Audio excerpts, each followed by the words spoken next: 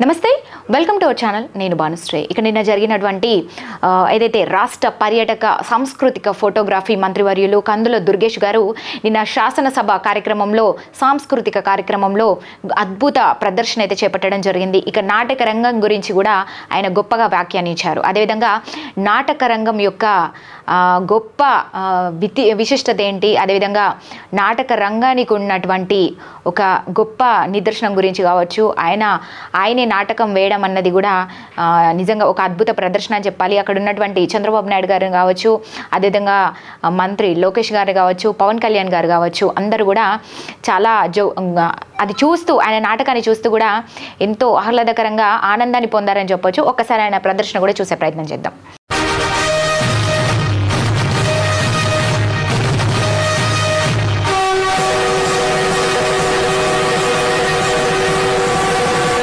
అదే రణభేరి ఈ కలికి ఈ మారణ హోమానికి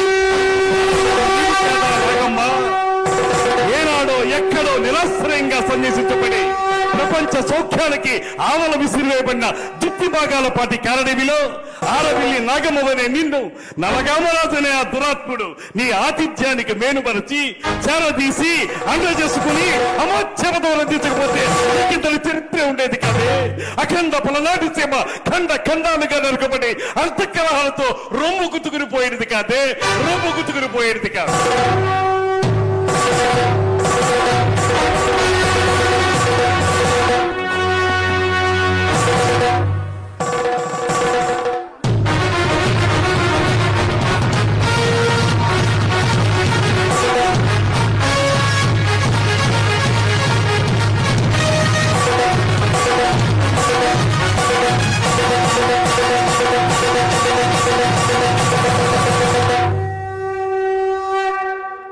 అలుపన్నది లేకుండా ఆశాంతం అద్భుతంగా పలికిన బాలచంద్రుడి ఏకపాత్రాభినయంలో అలా వచ్చి ఇలా మెప్పించినటువంటి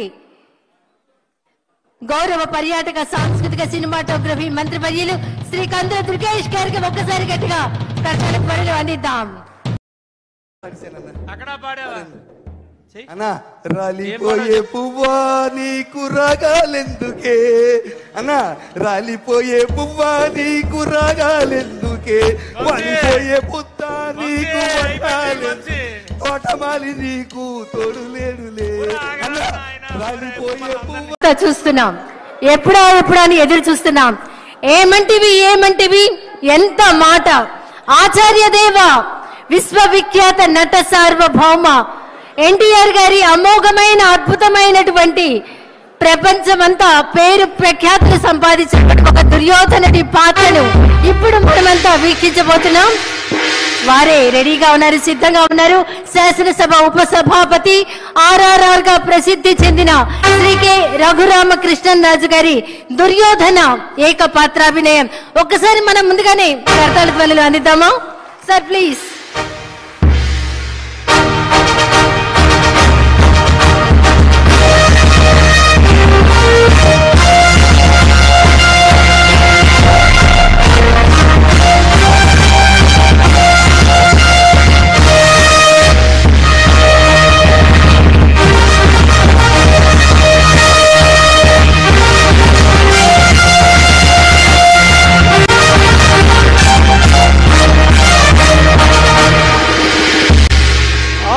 ఆచార్య దేవా ఏమంటివి జాతి నెపమన సోతశుద్ధుని కింద నిలువ అర్హత లేదందువా ఎంత మాట ఇది క్షాత్ర పరీక్షయే గాని క్షత్రియ పరీక్ష కాదే కాకూడదు ఇది కుల పరీక్షయే అందువా నీ తండ్రి భరద్వాజుని సంభవం ఎట్టిది అతి దుముక్షాకరమైన నీ సంభవం ఎట్టిది కుండలో పుట్టిదివి కదయ్యా నీదే కులము అంతేగాక ఈ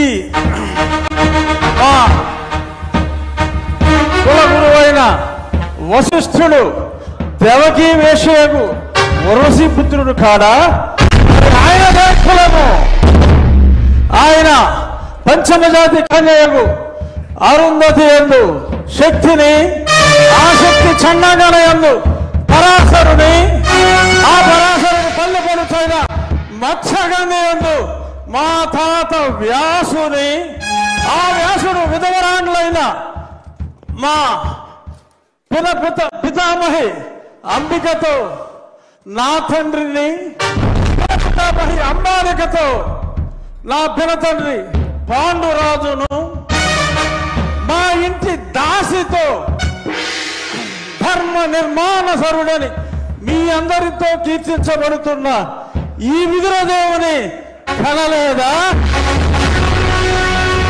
నాతో చెప్పిందేమయ్యా? భక్తి క్షత్రబీజ ప్రాధాన్యములతో సంకరమైన మా గురువంశము ఏనాడో కులహీనమైనది. కాగా నేను కులము వ్యర్థవాదములందులు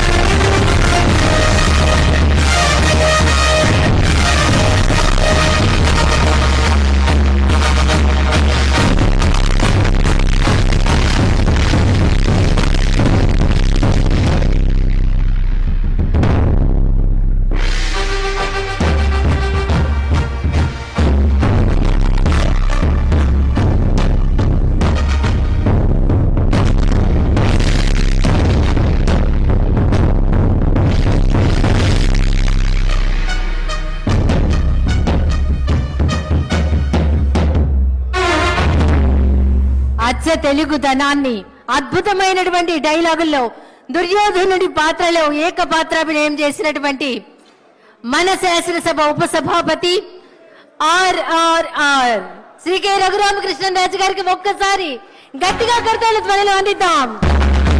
అభినందనలు సార్.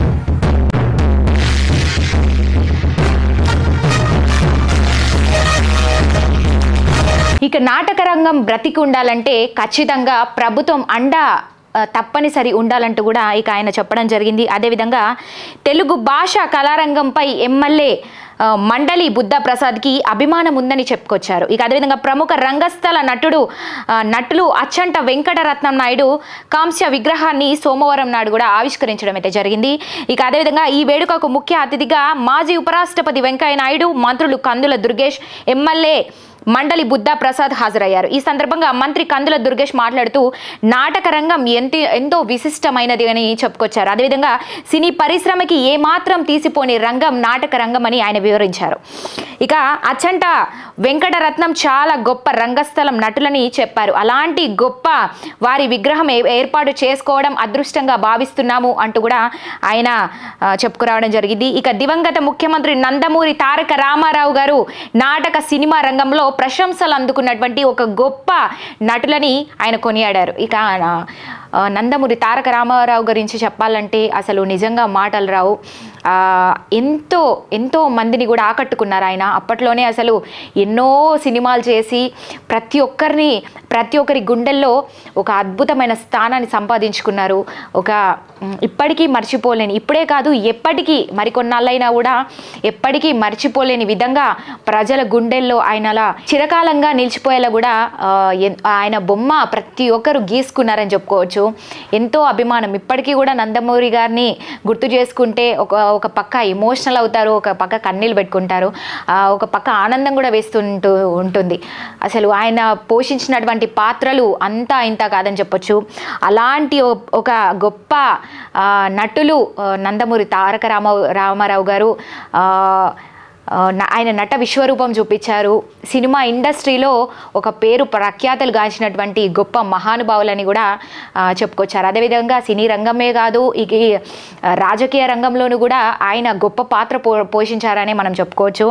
ఇక గత 5 ఏళ్ల అదేవిధంగా నాటకాన్ని అభిమానించే వాళ్ళు కూడా చాలామంది ఉన్నారు. ఇప్పటికీ కూడా ఎంతోమంది నాటకాన్ని అభిమానిస్తూ ఉంటారు. ఇప్పటికీ కూడా నాటకాలు ఎక్కడైనా కూడా చూడ్డానికి వెళ్ళే వాళ్ళు చాలామంది ఉన్నారంట. అంటూ కూడా చెప్పుకొచ్చారు. అదేవిధంగా గత 5 ఏళ్ల నుంచి కళారంగం నిర్వీర్యమైందని అన్నారు. నాటక రంగంలో ఉన్నటువంటి బకాయిలు వెంటనే చెల్లిస్తామని కూడా హామీ ఇచ్చారు. ఇక పేద కళాకారులను ఆదుకుంటామని చెప్పారు. ఆంధ్రప్రదేశ్ స్కూల్ ఆఫ్ డ్రామా ఏర్పాటుకి కృషి చేస్తామని కూడా ఆయన చెప్పుకొచ్చారు. ఇక పుణ్యక్షేత్రాల్లో నాటకాలు ప్రదర్శన జరిగితే కళాకారులకు అండగా ఉండవచ్చని మంత్రి కందుల దుర్గేష్ చెప్పారు. ఇక అదేవిధంగా అచ్చంట వెంకటరత్నం ఖ్యాతిని చాటారు వెంకట నాయుడు. అదేవిధంగా మరోవైపు తెలుగు నాటక ఖ్యాతిని ప్రపంచానికి చాటి చెప్పిన వ్యక్తి ప్రముఖ రంగస్థల నటులు అచ్చంట వెంకటరత్నం నాయుడు అని మాజీ ఉపరాష్ట్రపతి వెంకయ్య నాయుడు ఇక కొనియాడారని చెప్పొచ్చు. ఇక వినోదం ప్రజల వద్దకు రాకముందు నాటకాలే ప్రజలకు వినోదం అని చెప్పారు. ఏదైతే ఈ సినిమా రంగం అనేది సినిమా కళారంగం వేదిక మొదలవకు ముందు నుంచే నాటక రంగం అనేది ఎప్పుడో మొదలైపోయింది. నాటక రంగం వల్ల ప్రజలు ఎంతో వినోదాన్ని పొందుతున్నారు అంటూ కూడా చెప్పుకొచ్చారు. ఇప్పటికీ కూడా ఇంత సినిమా రంగం ఇంత గొప్ప స్థాయిలో ఉన్నప్పటికీ కూడా ఎక్కడైనా నాటకాలు జరిగితే నాటక రంగం ఎక్కడ ప్రదర్శించినా కూడా దాన్ని వీక్షించడానికి వెళ్ళేటువంటి వాళ్ళు చాలామంది ఉన్నారు.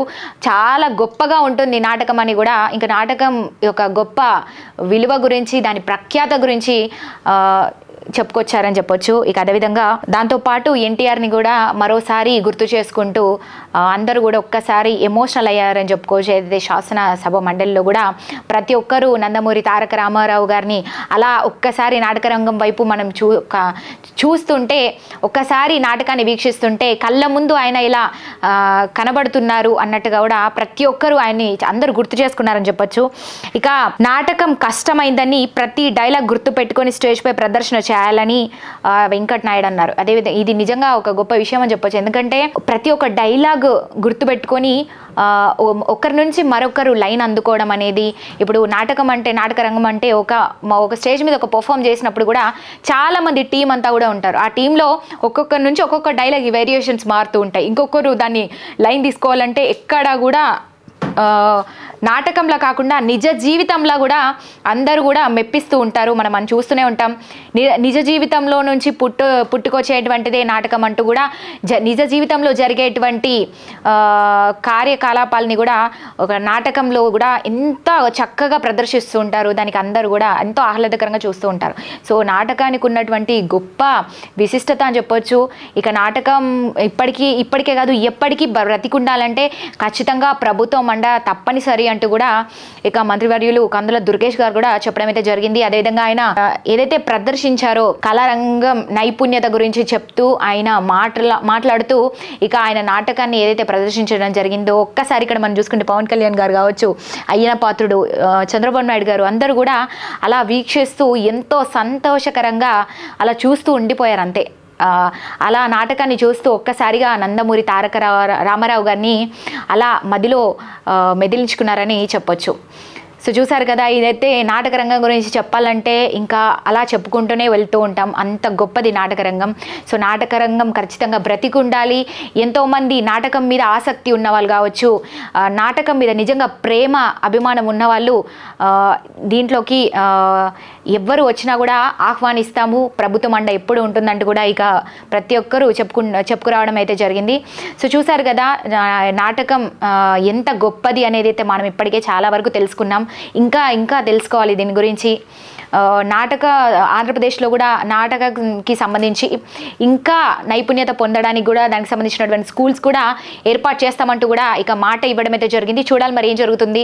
ఆంధ్ర రాష్ట్రం ఇంకా ఏ విధంగా ముందుకు వెళ్తుంది. ప్రతి ఒక్క కార్యక్రమంలో కూడా అన్నీ కూడా చేపడుతోంది, మనం చూస్తూనే ఉన్నాం. ఇలానే కార్యక్రమాలు చేపడుతూ ప్రతి దాంట్లో అండగా నిలుస్తోంది కూటమి ప్రభుత్వం. ఇంకా చూడాలి మరి ఏ విధంగా ముందుకు వెళ్తుందన్న దాని మీద. సో చూస్తూనే ఉండండి మరిన్ని అప్డేట్స్ కోసం. మన కర్నూలు నగరంలో top class and richest villas project Anantha film Nagar. ఇది కేఎంసీ లిమిట్స్ లో వెంకటరమణ కాలనీకి కేవలం 2.5 కిలోమీటర్లకు దగ్గరగా 40 ఎకరాలలో top class club house and resort with big size swimming pool, ఇలాంటి ఎంతో అద్భుతమైన డెవలప్మెంట్స్ తో అనంత ఫిల్మ్ నగర్. వెంటనే సంప్రదించగలరు.